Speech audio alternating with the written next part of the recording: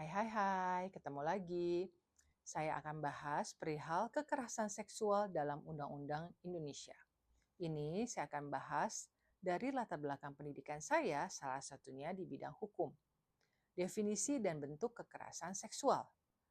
Kekerasan seksual di Indonesia diatur dalam berbagai undang-undang, termasuk Undang-Undang TPKS, Undang-Undang Nomor 12 Tahun 2022 tentang Tindak Pidana Kekerasan Seksual.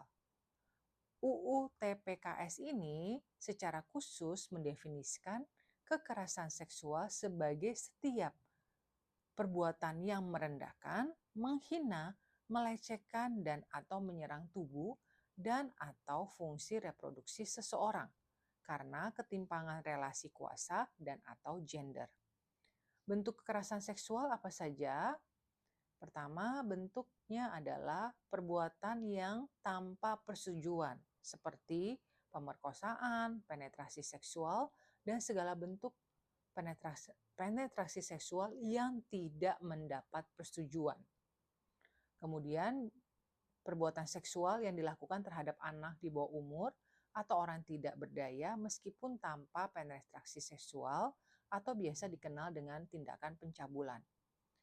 Ada juga eksploitasi seksual seperti pemaksaan prostitusi, pornografi, dan perdagangan seksual. Pelecehan seksual termasuk perilaku yang tidak diinginkan, seperti sentuhan yang tidak diinginkan, komentar bernada seksual, dan ajakan seksual. Atau bisa juga kekerasan seksual berbasis gender.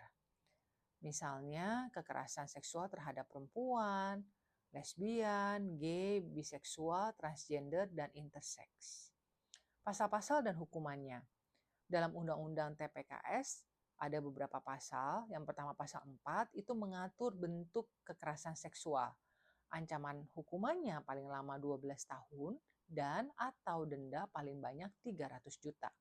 Pasal 6 mengatur tentang eksploitasi seksual dengan ancaman hukuman penjara paling lama 15 tahun atau denda paling banyak 500 juta. Pasal 10 terhadap anak kekerasan seksualnya dengan ancaman hukuman penjara paling lama 15 tahun dan atau denda paling banyak 500 juta.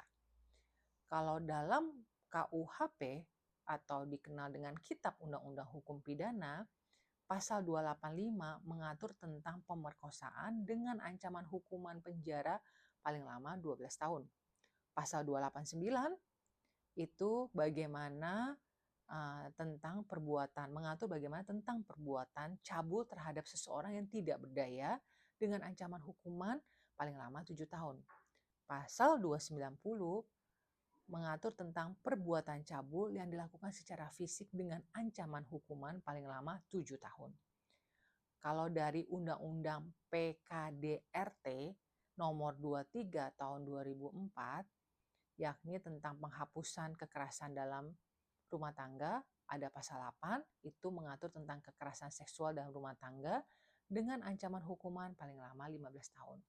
Dari Undang-Undang ITE tentang informasi dan transaksi elektronik ya, pasalnya 27, Undang-Undang ini nomor 19 tahun 2016 mengatur tentang penyebaran konten pornografi tanpa persetujuan dengan ancaman hukuman penjara paling lama 6 tahun dan atau denda paling banyak 1 miliar rupiah.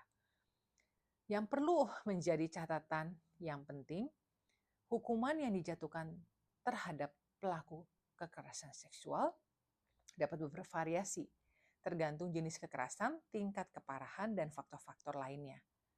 Korban kekerasan seksual memiliki hak untuk melaporkan kejadian tersebut kepada pihak berwenang dan mendapatkan perlindungan hukum. Penting untuk meningkatkan kesadaran masyarakat tentang kekerasan seksual dan mendorong pencegahannya. Demikian penjelasan dari saya.